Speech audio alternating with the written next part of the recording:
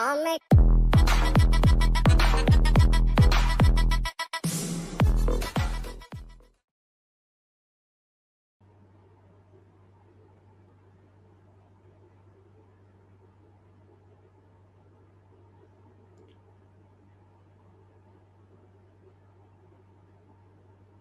start with the RC section.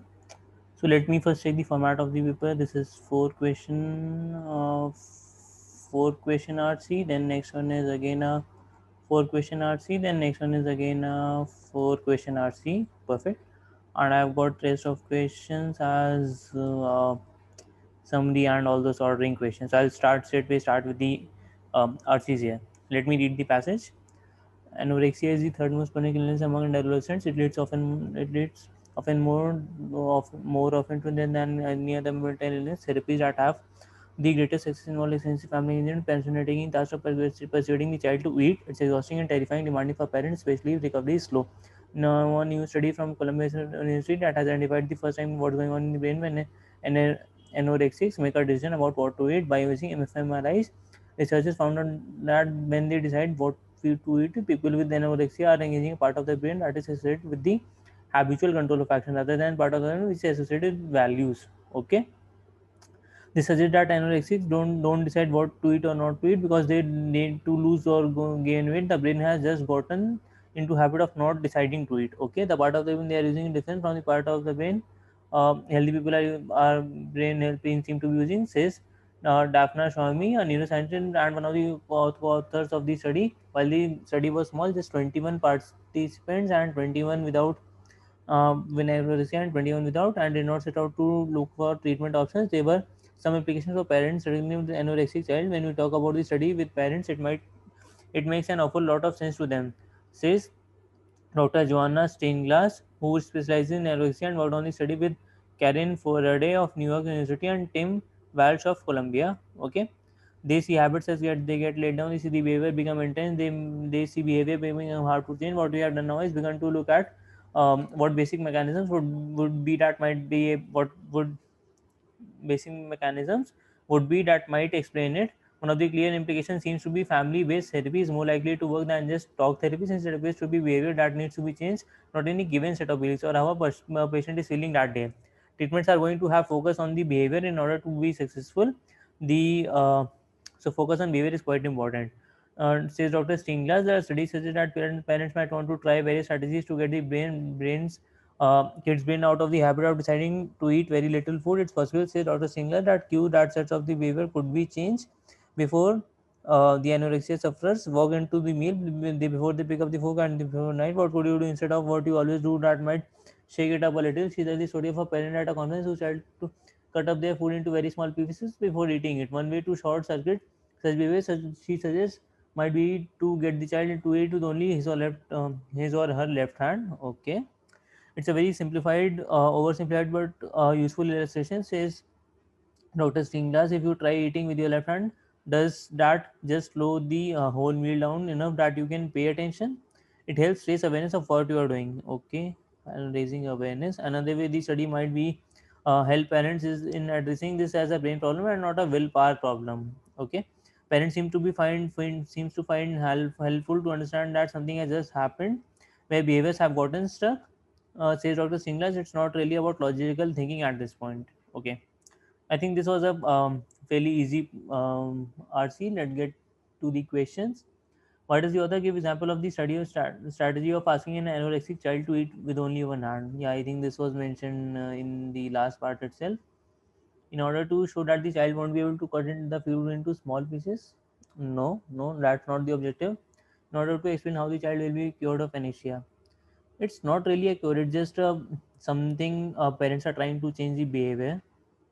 This is not a medicine per se that will help you getting cure of anorexia. In order to show how the parents can stop the child from developing bad habits, no, not really. It's not about developing bad habits. It's a sort of a very generic term. We have to be specific to this anorexia in order to explain the benefit of parental involvement in curing anorexia. Yeah, this seems bang on, as this has started with this objective only. uh, she was discussing the various ways in which parents can actually be held in helped in getting their child um, adapting to anorexia and eating more. So this was, I think, this is the answer. I can clearly eliminate the other three options. I'll quickly select this one and move to the next question. Which of the following has been admitted by author as a drawback of the study cited in the passage? Slow recovery rate can frustrate parents. No, this is not drawback of the study. This is a general fact. The small samples and lack of focus on the 21 on the treatment of these illness. I think he had mentioned something related to 21 here. Yeah, and did not set out to look treatment options. This can be an answer. The association between value and habit in terms of brain functions is vague.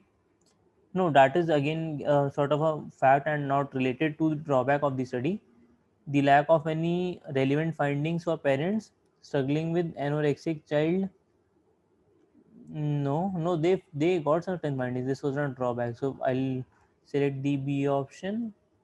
As per the passage, what can be inferred about the association between brain and anorexia?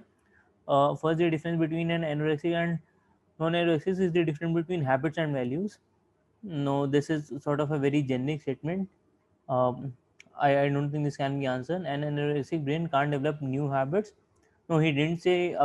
It says changing habits is a problem, but not developing new habits is a problem as such. A non-anorexic person knows how to distinguish between good and bad habits. Again, he talks about only about the anorexic person, not about the non-anorexic person.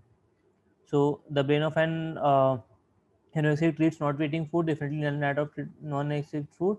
I think this was clearly given here. This was clearly given, I guess, in the part of the brain they are using is different from the part of the brain healthy people seem to be using. Yeah. So this is the exact fact given here. I'll choose this as my answer. Which of the following is not untrue as per the passage? Not untrue. That means which of the following is true? So Tim Walsh is an Colombian. Uh, Tim Walsh of Colombia. No, she could be a teacher. I don't. I won't say that she belongs to Colombia as such. She or he. Karin Ferrode has no relation with Columbia University. Uh, mm, I won't comment. I won't necessarily be able to comment on this one to lack of information. Joanna Singlas is acquainted with Daphna Shawmi. Yes, this seems correct because uh, she is one of the co-authors of this study. I think the first name was mentioned somewhere in the chart. Says Daphne Shawmi. Yeah. So if both are co-authors, they wouldn't be knowing each other. I think they should be answered. Let me read the final option anyways. Daphne Shawmi was one of the subjects of the study mentioned. No, she was one of the co-authors. How could she be subject? So I'll choose the C option and move on. Okay, next passage. Bad behavior at work can have very real consequences. People who experience workplace rudeness, for example, report lower engagements, suffer more mental and physical health problems, and are more likely to burn out and quit their all jobs. Okay, all the effects are given, and nearly all of us are affected by rudeness and other types of workplace behavior like interrupting and exclusion. Estimates suggest that 98% of the employees are on the receiving end over the course of a year. Given bad behavior's prevalence and impact, surely leaders take report of it seriously, get the facts and seriously get the facts and punish offenders, right? Some scholars have noted when information about mischievous services, savvy leaders know better than to blame messenger. Unfortunately, our research paints a picture that is much bleaker. Okay, we set out to investigate how people in position of power view victims and perpetrators of workplace behavior. The two studies were thrilling, but that they had an important limitation because employees who experience rudeness may also be root themselves. As our earlier research has shown, boss who blames victims might be evaluating these employees accurately. Okay, bosses who blame victims might actually be evaluating those employees accurately. Okay, that is, these victims might also be perpetrators. If so, leaders evaluation might not be biased after all. Okay, when we crunched the numbers and we found the participants perceived victims as having engaged in misbehavior.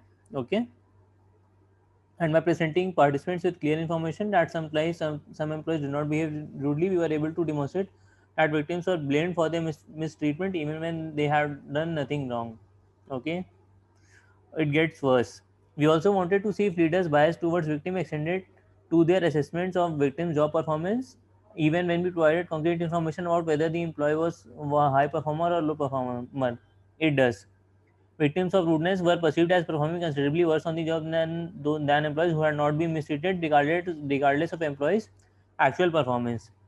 As performance ratings have a substantial impact on compensation and promotion decisions, our results show that victims of workplace mistreatment can be adversely impacted in several other important ways, adding insult to injury. So, how can leaders combat bias when evaluating employee? Okay, solution seems to be given. We recommend leaders receive training similar to that undergone by judges and arbitrators who are taught to distinguish between relevant and irrelevant information. Honing in on job relevant behavior, whether during interviews or performance appraisals, can effectively reduce subjectivity and enhance decision accuracy. Okay, okay. But because unrelated contextual and personal factors can influence the outcome, even among highly skilled judicial decision makers. Training should also increase leaders' awareness of the forces that may be influencing their decisions. Okay, he wants them to be fair. I think organizations might take a page from the Federal Judicial Center, which has a program that does just that. It trains new and judicial appointees to become more aware of their biases and prevent those biases from affecting their decision making. Given the central role leaders play as the decision makers in the workplace, it's critical that they assess employees fairly and accurately. Okay. To our dismay, our study discovered a tendency on the part of managers to blame employees for mistreatment they experience. For those leaders responsible for evaluating others at work, we hope our research reminds you to be more judicious. Okay. The main advice of the author for decision makers in the workplace is to be not biased in their outlook towards new performing employees. Not necessarily the low performing employees. To be just and accurate in the assessment of employee behavior, I think this was the exact sentence given in the last line. Let me say, to be fair and accurate, to be just and accurate. This seems to be correct. Let me read other options. To not punish the messenger for delivering a complaint. No, this I think this was just a one-off sort of example, sort of given here. This is not the broader issue. This is not the main advice. To be critical yet fair while conducting performance appraisal. Yes, he wants them to do so, but again, this is a sub idea of the broader topic. So I'll go with the B option. Why does the author mention the program run by the Federal Judicial Center to show to show decision makers are trained in the judicial world? Okay, yes. Uh, but again, this misses the link to the main paragraph. To highlight the importance of training in the making of judges, this again misses the link to the main paragraph idea. To show how decision makers can be trained to be impartial. Yes. So the author has shown a similar kind of problem that might exist in the judiciary, and uh, how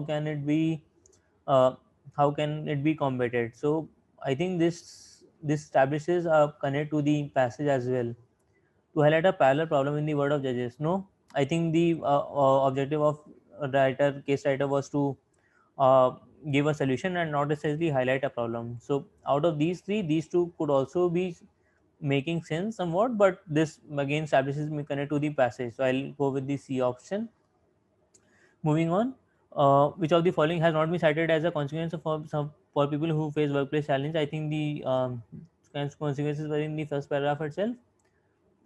Suffer emotional and bodily challenges, uh, mental and physical health is given, feel demotivated to participate in the workplace, lower engagement is given, not encouraged to prolong one's association with the company, more likely to burn out and quit their jobs, this is given, and negatively assessed by management, this is not given. So this is a fact-based question. How were the victims of rudeness perceived by their superiors in the study? As being ungrateful, as being biased, as being subpar performance? Yes, I think this was given here. As being low wage earners. No, this is totally out of question. I might consider this, but if I find this option, C option, I'll go with it. Let me see where was it given. Victims of rudeness are perceived as performing considerably worse on the job than employees who had not been mistreated, regardless of employees' actual performance. So yes, this is a problem of the perception as being subpar performers. So I would choose this one. And anyways, bias is in the those making assessments, not the ones getting assessed. So these two clearly eliminated, and first is not as good as option of C, which is directly given the passage. So I'll go with the C option for this question. Moving on to the next passage.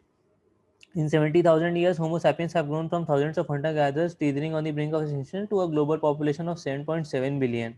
Okay, in growth, Vaclav Smil explains how we have people the planet through our growing capacity for harvesting our energy from our environment, food from plants, labor from animals, and energy from fossil fuels. Civilization has developed by dominating Earth's resources. Smil, whose research spans energy, population, and environmental change, rise on the cost of growth on finite planet. Okay, it is highly polluted land. It is high polluted land, air, and water, cause lost wilderness, and rising layers of atmospheric carbon dioxide. He argues that most economic projections predict growth by ignoring biospherical reality of limited resources. Okay, economics emphasize that efficient use enables growth without pumping up energy consumption.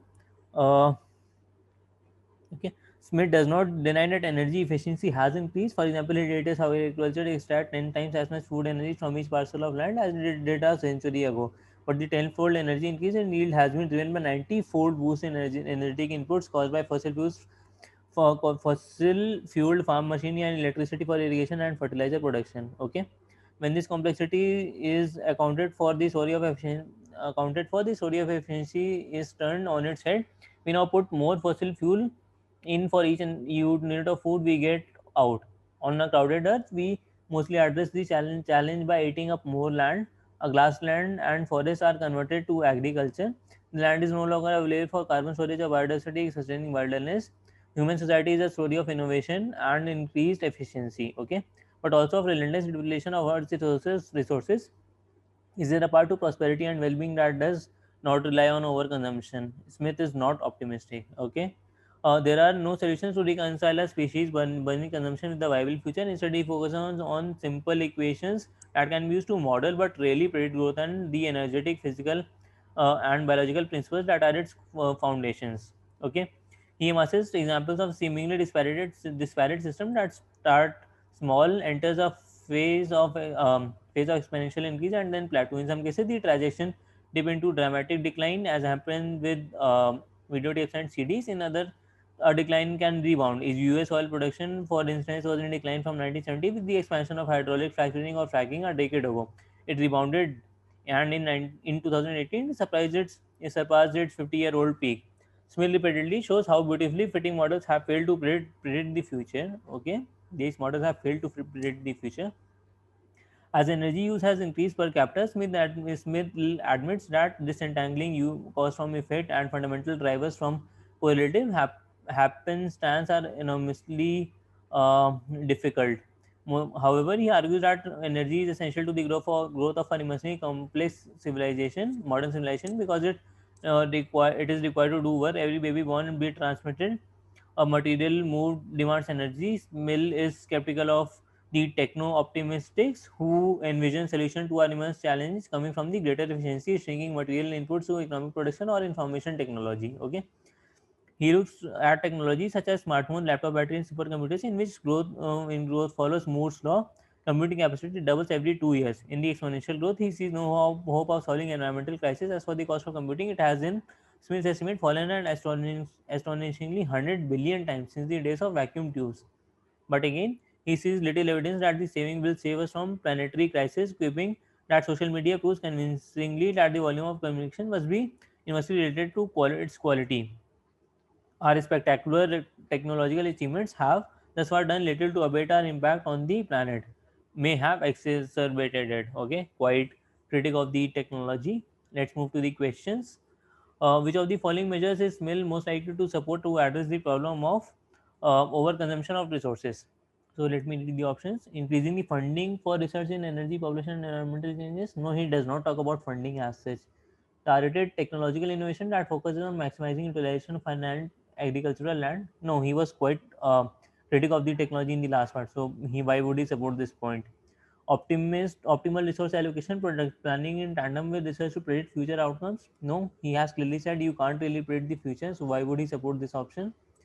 Using elementary equations to model growth and the the biophysical principles it depends on. Yes, I think he was in support of using uh, these elementary equations or the simple equations. I think he had mentioned somewhere. Where did he mention it? Mm-hmm. Yeah, how beautifully fitting models have failed to predict future. Yes, so they can't predict the future, and he's also talked about the simple. I think so. Anyways, we are able to relate both these points. And first is he does not talk about this point. So only I can simply arrive this answer by elimination. So I'll choose this one. According to authors, Mill is skeptical about the techno-optimistics because, okay, so human history is sort of innovation and increased efficiency, but also relentless depletion of Earth's resources. Okay, but this does not directly relate to techno-optimistics. He's sort of critic of the technology and not as such of the whole innovation. More computing capacity at a lower cost and mere reduction in material inputs will not solve the environmental crisis. I think this is the exact point that had mentioned I think 100 billion times and all. So yeah, these won't save us from the planetary crisis. So this seems to be the answer to me. Technological innovations often start small at a phase of exponential increase and then plateau. No, this is not the problem. I mean, this is a general fact that he has written above. We have increased our capacity to harvest energy from planet using technological advancements. Okay, so what? So this is not a problem as such. So the only problem is that these optimism would not help ameliorate the situation on the planet. So that is why I would want to choose the option B as my answer. It is sort of a more forward-looking answer. Smell repeatedly shows how beautifully fitting models have failed to predict the future in order to discredit the steady growth attributed to certain industries like CDs and video tapes. No, why would he restrict himself to such a small idea? Argue against making economic predictions while including the paucity of available resources. No, no, no. So yes, he says he can't. You can't make predictions, uh, but the bigger picture is, I think, the general impact on the planet and all those things. Explaining the benefits of adopting simple equations to model growth other than using complex models. I'm still not clear between B and C. Shows how oil production, which had fallen in US, had risen again, which highlights to increase in demand for oil. No, no, no. This is again like one of the examples, like A and D sort of example, but not the broader idea. Let me look B and C again. Argue against making economic predictions while ignoring the paucity of available resources. Explain the benefits of adopting simple equations to model growth rather than using complex models. Okay. Yes. So I think he's talking about those simple equations, and those are more related to be successful at modeling growth instead of the complex equation that he had talked about, which often fails. So I would want to select. I will reject A and D, and would want to select C out of B because it seems a better option to me. Which of the following statement best expresses the overall argument of this passage? So, we must use simple equations to model growth for proper utilization of natural resources while maintaining equilibrium resource. He's not just limited to modeling of the growth as such. To minimize environmental degradation and to better human lives requires more than just technology and resource efficiency strategies. This seems to be a good summary of the passage. There are no solutions to reconcile a species' excessive and increasing capacity for consumption in viable future. Yes, he agrees this point, but again, this is not the crux of the passage. There are more points. Using economic projections to predict and forecast growth while overlooking the biophysical reality of limited resources unsustainability. Again, this is not mainly about making predictions. So, out of these three, this is the broadest idea covering all the major points of the passage. So, let me choose it. Finally, the last passage. Poverty is the pronounced deprivation of well-being. It is the ability to satisfy one's basic needs because one lacks the income to buy services or from lack of access to services. Absolute poverty or destitution refers to a state of severe deprivation of basic human needs, which commonly include food, water, sanitation, clothing, shelter, healthcare, education, information. Relative poverty refers to as being some below some relative income threshold, while this when this where this threshold differs from each society or country, one may be relative poor without being in the state of absolute poverty. Relative poverty is often considered as an indirect measure of income equality. Okay, inequality. For most of history, poverty had been mostly accepted as inevitable as traditional modes of production were insufficient to give entire population a comfortable standard of living. After the industrial revolution, mass production in factories made wealth increasingly more inexpensive and accessible. Of more importance is the modernization of agriculture, such as fertilizers, in order to provide enough yield to feed the population. People who practice asceticism intentionally live in economic poverty so as to attain spiritual wealth. Okay, extreme poverty is a global challenge. It is observed in all parts of the world, including the developed economies. The supply of basic needs can be restricted by constraints on government services such as corruption, debt and loan conditionality, and by the brain drain of healthcare and educational professionals. Strategies of increasing income to make basic to make basic needs more affordable typically include welfare, economic freedom, and providing the financial services. Okay, there are some solutions given. Today, poverty reduction is a major goal and issue for many international organizations such as United Nations and the World Bank. Poverty levels are a snapshot picture in the time that omits the transitional dynamics between levels. Okay, mobility statistics supply additional information about the fraction that leave the poverty level. Okay, for example, one study finds that in this period only 5% of those in the lower fifth of the income level were still in that level, while 25% transition to higher income category. Okay, poverty levels can remain the same while those who rise out of poverty are replaced by others. The transient poor and chronic poor differ in each society. In a 9-year period ending in 2005 for the US, 50% of the poorest quintile transition to a higher quintile. Okay, this was a fairly easy passage. Let me see the questions. Which of the following can be inferred about relative poverty? So, in relative poverty, deprived of basic needs. No, I think he was talking somewhat about inequality or something. Yeah, inequality. Relative poverty shows the movement of people from one level of poverty to another. No, refers to level of income equality. I won't read even the next option. I won't want because, anyways, only relative poverty is inevitable. So this is clearly mentioned here. So let me simply choose this one. Uh, which of the following strengthens the argument that poverty is inevitable? So the inability of the government to supply basic in services. He is not blaming the author is not blaming on the government as such. Poverty levels remain the same over a long period of time. No, no, no, no. That those can remain constant, but this is not the supporting of that part is inevitable. This is more of a result, not the argument to support it. Many international organizations did not undertake poverty alleviation programs. No, the author does not allude any responsibility to these organizations. The big gap in the needs of the people and the available resources to satisfy. I think this is the answer. This was also mentioned. Uh, the resources were sort of insufficient for to meet the needs of the people. So I would choose this option. According to passage of the following best explain the strategies of increasing incomes. I think strategies were mentioned here. Yeah, strategies. So modernizing modes of production that could help, but again not directly mentioned here. Reduction of government control and economic activity. I think this is economic sort of economic openness or the economic freedom, and this is mentioned here. This seems correct. Financing of projects by international organizations. No, he does not talk about anywhere about any financing. Reduction in brain drain of professionals. So this was mentioned. This is I think a question to confuse people. This is mentioned in the previous paragraph. So, but I won't get confused. So this gives the reasons of supply basic needs why those are restricted. So anyways, as a strategy to meet to increase the income, I think this is the answer. This has been mentioned in the passage itself, fact based question sort of. What is the meaning of quintile as used in the last passage? So I'm not very sure about the quintile. Let me see if I can find an aspect of planets that are distant from each other by 1/5 of zodiac. No, I think this seems far off. 1/5. Any of the quintiles that can divide an ordered population sample into five equally numerous subsets. Okay, number five is coming here also and here also. A subset obtained an aspect of 72 degree. I think it had mentioned one study only 5% of those in the lower fifth of the income level are still on the transition and all this. So number of five, I think this option seems correct, mainly because it had talked about moving from one quintile to other. That means it can only be possible, and you have different levels of income equality arranged in some sort of descending or ascending order.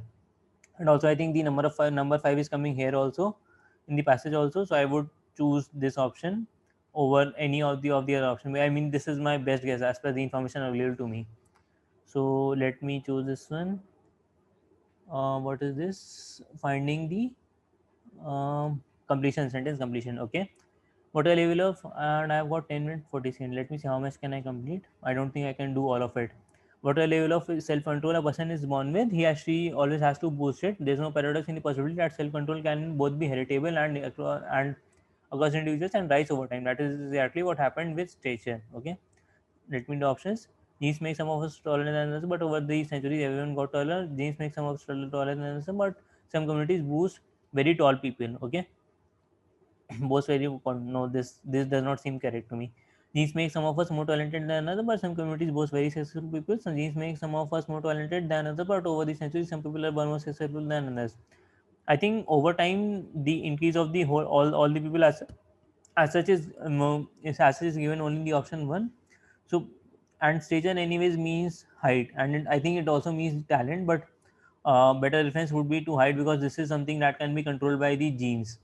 So I would choose this option. I think the satisfies both heritable, heredity, and also rise over time. That is the everyone got taller. The other option don't really emphasize the second point. Everyone getting better at something. So I would choose option A here. 18th. According to Buddhist beliefs, creation is cycle. Uh, okay, I forgot to use an instruction. This is completion in the paragraph. Creation is a cycle with no beginning and no end. Hindu sacred text tells us that each cycle of time has four stages. During those inconceivably long periods, the universe is born, matures, and gradually decays. At the end of the fourth stage, it is completely destroyed. All the elements of the universe dissolved into great Milky Sea. Okay, four stages. All right. The Milky Sea is considered the eternal resting place of all sentiments of the universe. No, if it, I think if it stops at this stage, why would it the cycle start again? This is understood by Hindus and Buddhists to be the way the universe always has and always will be. This is sort of a reiteration of the first point. Let me read the other options. Then after a period of rest, Brahma the creator emerges from lotus and the cycle begins all over again. This reinforces the idea of a cycle. Brahma, the creator of life, oversees the entire process from his the lotus. No, no, no. So, option A and D I can clearly reject, but between B and C, this is merely a reiteration of the first point, and this shows the start of the cycle again. I would want to go with the C option here because um, it directly links to the idea mentioned in the last two sentences, and also is a clear reinforce of the broader idea of the paragraph itself. And I might have chosen option one, but I don't think it makes much sense here because this is just a sort of a reiteration. And this is not a very long paragraph that I need to reinforce some idea after contradicting an earlier idea. So I would choose the option C here. This is sequencing. Okay, I have five. I'll come back to it if I have time. Which of the following best summarizes paragraph? Okay. Um, this one is summary. Rearrange. I'll choose the summary. Science of climate change does not set the parameters of the problem, even though it does not dictate the correct solution. It must be dealt with in the medium term, but through the structural transformation of our carbon economy rather than global austerity. That will include both developing scalable technology for removing CO2 from the atmosphere, such as genetically modified algae and trees, and reducing carbon intensity of our high energy lifestyle, for which we already have some existing technologies such as nuclear power. But note that such innovation require no prior global agreement to set in train, but can be developed and financed by a handful of big industrial economies acting on the moral concerns of their own citizens. Okay. The change can be dealt in a time-bound manner with impetus from citizens and the government. No, it has to come. This misses a lot of points about the focus on the two solutions that had been given. Uh, economy and the austerity point. So this is sort of incomplete. Climate change issue, though intractable, can be mitigated to a certain degree if economies can derive a mechanism to operate in a given scenario. This seems to be more of a vague statement, giving a lot of content but not really summarizing the contents of the paragraph. Climate change can be dealt with by a combination of methods which involve regeneration of the environment and changing existing usage patterns. I think this is the first idea.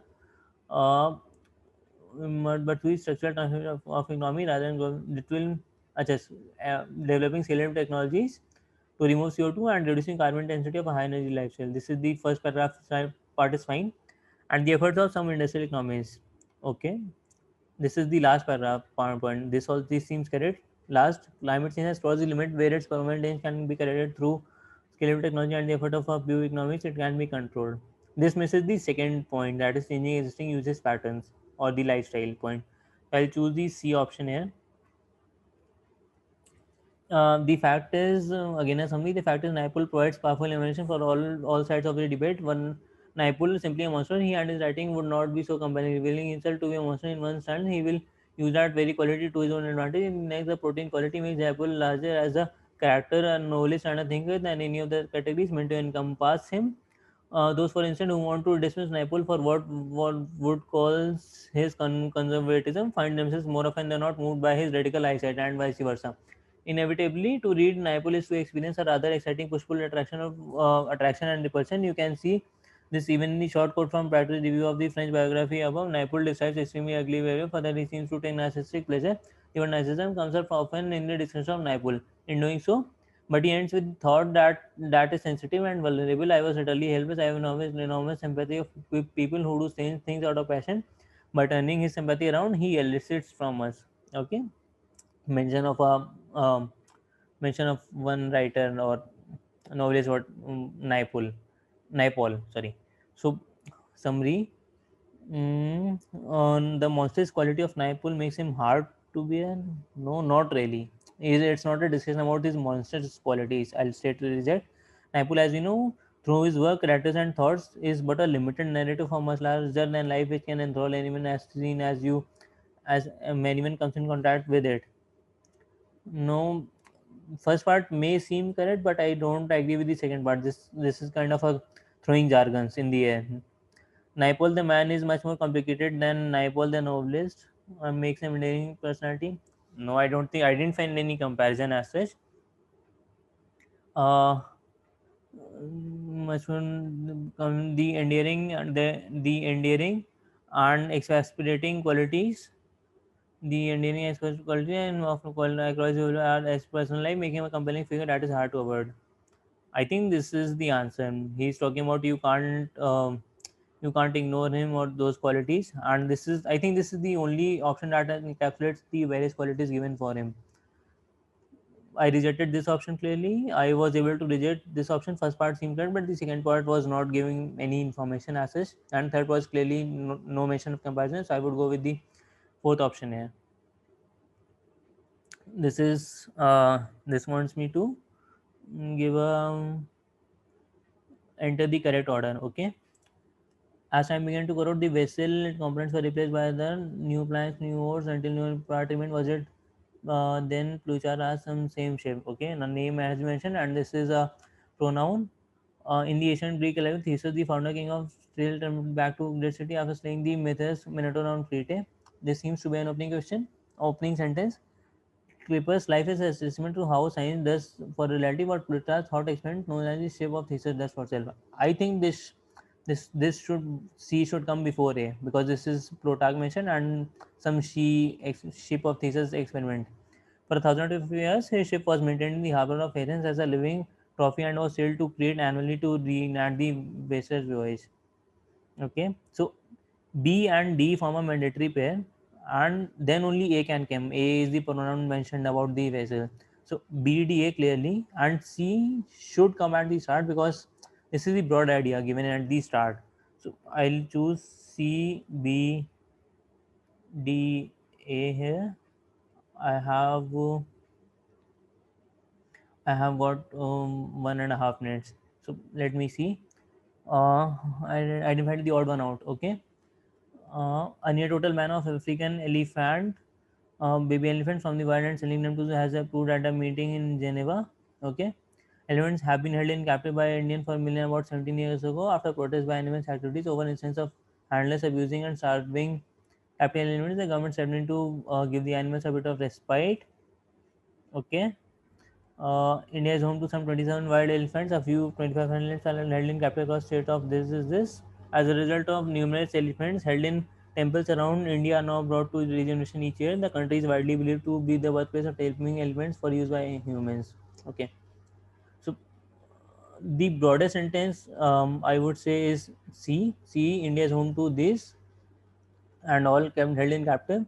The country is believed to the birthplace of taming elephants. CE. Then Elif B have been held in captivity by millennia, but after process, some government has stepped in, and due to which India are now brought to rejuvenation camps. So this is a mention about some Geneva. I don't think it being related to the other 4 points that are more specific to India. So I'll choose the option A here. I have just 12 seconds. I let me just enter anything right now. 2, 3, 1, 4. Sorry.